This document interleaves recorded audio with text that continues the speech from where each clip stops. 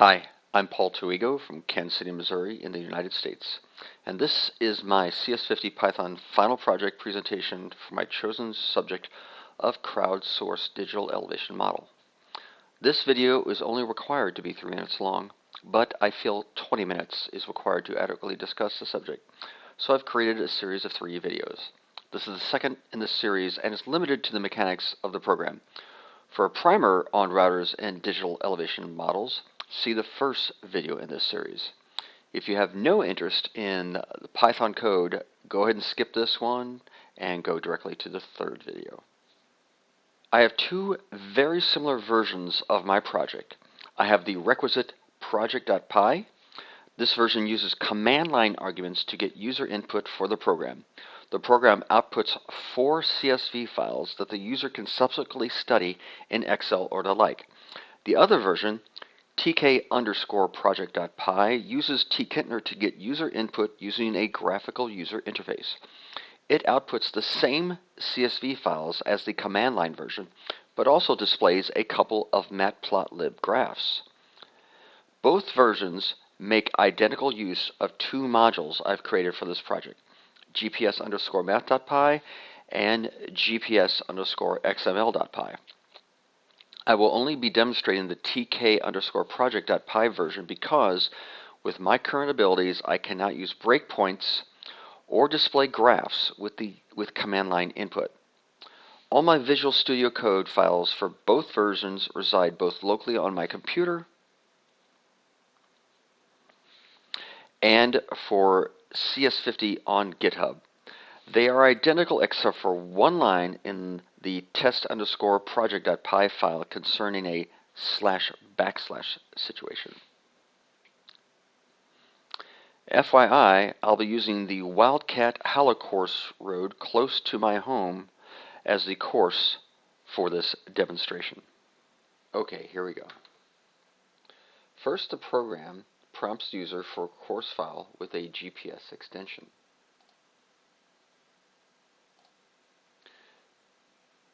If the user clicks cancel, they are prompted to confirm they want to quit. If they confirm, the program exits.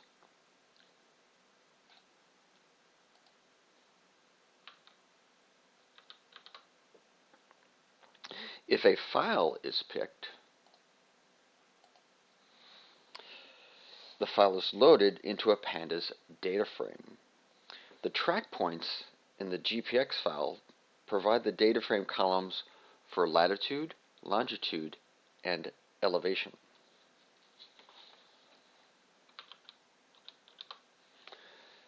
I've selected the first track point for this course to show the 3 elements for the respective columns in the data frame. Distance along the course is useful for a classic x-axis. Unfortunately, GPX files do not have such a field, so it will have to be calculated. The distance between 2 spherical coordinates, like latitude and longitude on the surface of the Earth, is calculated using the law of haversines. This is a complicated formula with many floating point operations, including 5 that are trigonometric.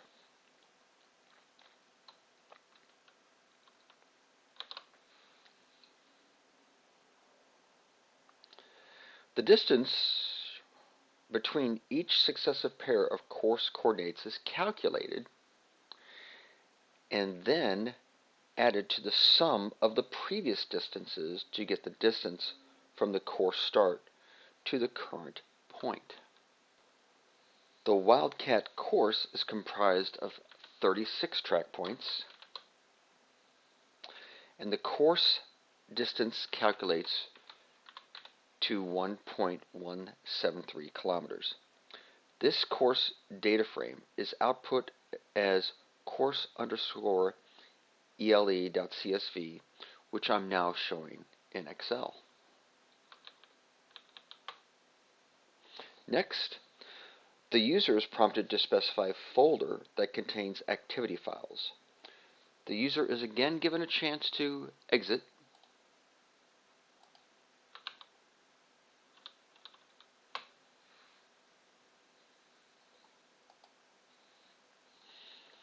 If the user selects a folder and it has at least one GPX file, the program continues. In this case, there are 2 activity files in the selected activities folder. Note the message printed to the terminal stating this fact. There are several messages printed to the terminal to indicate progress. These messages aren't much help in this case. Studying the Wildcat Hollow course with a mere 36 track points, with these 2 activities totaling about 10,500 track points, takes about 2 seconds to process. However, studying the Poudre Canyon course with over 1,000 track points, with the 3 activities I've done, totaling over 170,000 track points, takes about 35 seconds to process. That's really too long to be left wondering if the program is doing anything. The activities are processed one at a time. The second one has more laps, 10 versus 2, so it's the one I'll show. Like the course file, the activity data frame has columns for latitude, longitude, and elevation that are read from track points in the activity GPX file. This data frame has additional columns for distance to start, distance to finish, is start, and is finish, the last 2 being Boolean. To calculate the distance to the start and to the finish, the law of haversines is used once again.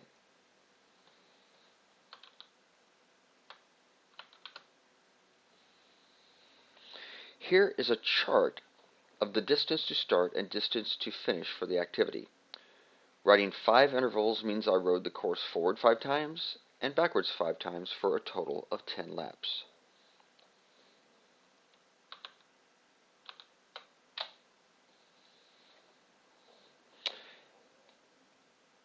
These lamps aren't apparent to the uninitiated, so I've annotated the chart with lap markers. Here I've zoomed into the activity of the first 2 laps with similar annotations. So notice as we're riding along to begin the activity, or begin the interval, note as I'm right along toward the start of the course, the distance to start approaches 0. Here I've crossed the start and now I'm moving away and toward the finish of the course that is going to 0. I get to the end of the course and I turn around, and now I hit the end of the course and I go down toward the start, where I again essentially cross 0. Here I've zoomed in even closer to where the first lap crosses the start of the course so you can see the individual activity track points. Both the distance to start and distance to finish columns are scanned for local minimums. Here is the local minimum at the start of the course for the first lap. Here is a similar zoom where the 1 and 2 laps cross the finish of the course. Before the program tests for a local minimum, it must be less than a threshold value from a course endpoint. If it is, it then checks if the distance to the respective course endpoint is less than that of both the previous point and the next point. If so, the respective is start or is finish column is set to true. This threshold value is somewhat arbitrary, and I use the lesser of 1% of the course length, or 30 meters.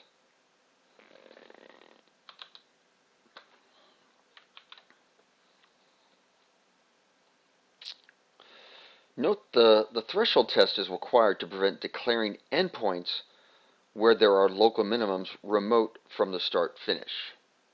Again, see here, the distance to start runs through a minimum, and then similarly the distance to finish does. and but that's not a lap. Uh, and what happened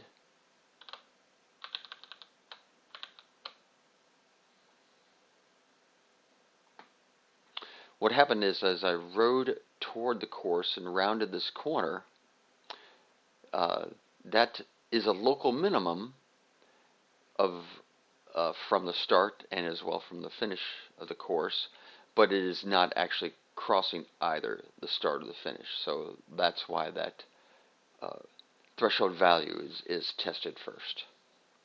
Here's a look at a piece of the resulting activity data frame. 1,145 seconds into the activity,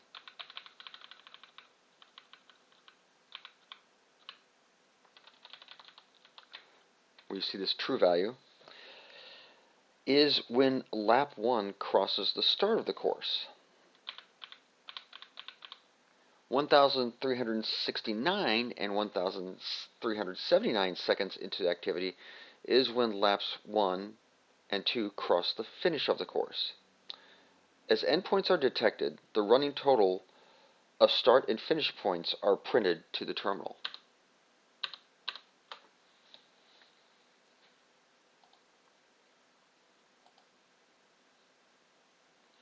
So here we've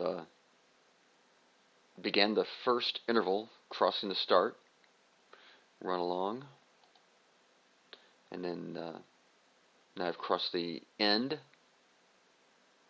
of the first lap. Now I start the second lap, crossing the finish, end the second lap, crossing the start, turn around, and now I start the second interval, which is begin the third lap, and the third lap, and so on. And now I've done 10 laps, 5 intervals, and then the 5 returns, and the program will continue on. Now that the activity data frame is built, it is queried for all the records where either is start or is finish is true. To get a glance at this query, we'll just do a quick filter in the Excel spreadsheet here.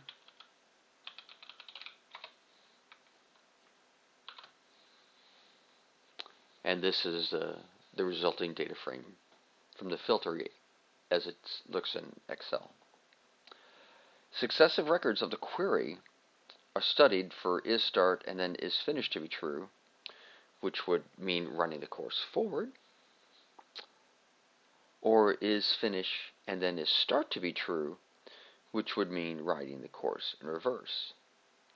Note successive pairs of is start being true or is finish being true are indicative of turning around.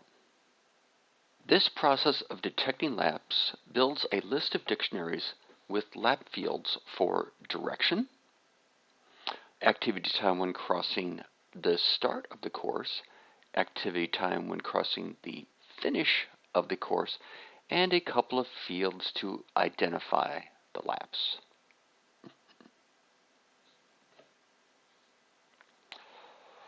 As laps are detected, the running total of forward and reverse laps are printed to the terminal.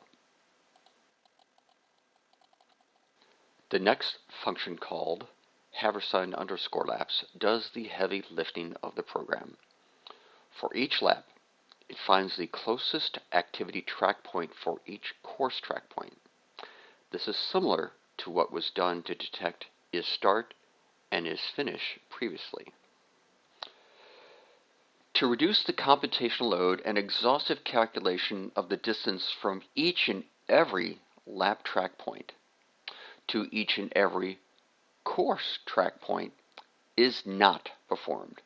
Instead, the function studies a given course track point, indexes along the lap track points, and when the distance increases, it declares the previous lap track point as the closest to the course track point being studied and does not continue indexing through lap track points. It then studies the next course track point. But it does not start the study with the first lap track point. Rather, it starts with the lap track point that was assigned to the previous course track point.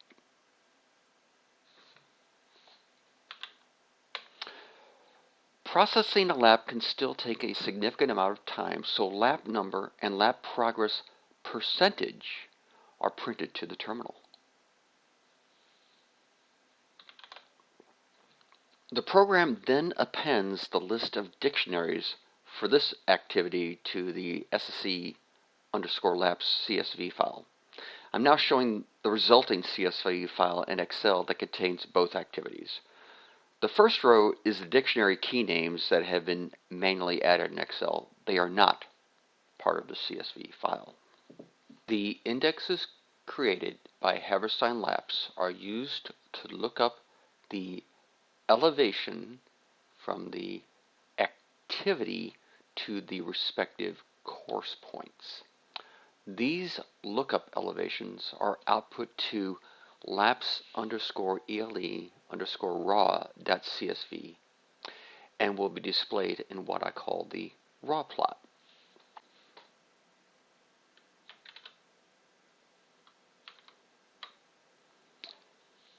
In an attempt to address the weakness of the GPS barometric altimeter absolute accuracy, the endpoints of each lap are benchmarked to the course endpoints.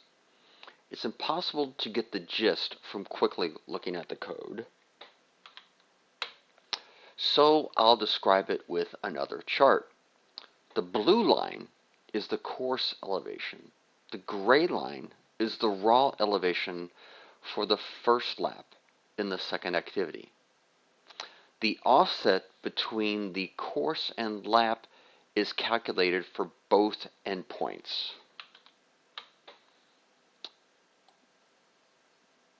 That's done with this piece of code here. These offsets are then applied to all lap points proportional to the distance along the lap. That is, 100% of the beginning offset is applied to the beginning of the lap, and 0% of the beginning offset is applied to the ending of the lap. Likewise, 100% of the ending offset is applied to the ending of the lap, and 0% of the ending offset is applied to the beginning of the lap. And that mouthful is this statement right here.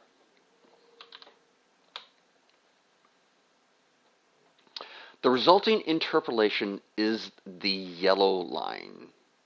These interpolated elevations are output to laps_ele_inter.csv and will be displayed in what I call the benchmark plot.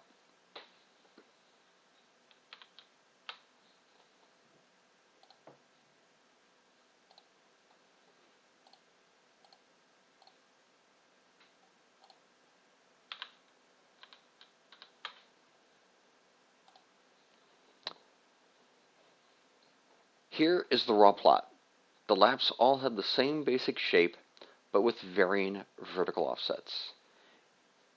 In addition to the laps, there's a dashed line for the course data and a dashed dot line for the average of the laps.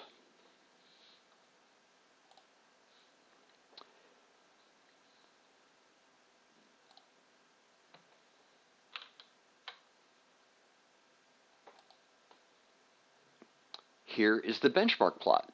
Note how the laps have the same endpoints as the course, and the laps are bunched into two tight but separate groups. After closing the second plot, the program ends. I took a long time to describe the program details. Let's watch it run again, but without the breakpoints or discussion. I pick the course file, pick the activities folder. It runs everything, and 2.5 seconds later, here we have the raw plot, and here we have the benchmark plot. I invite you to continue on to my third video where I apply my CS50 Python Final Project on crowdsourced digital elevation model, including some post-processing in Excel.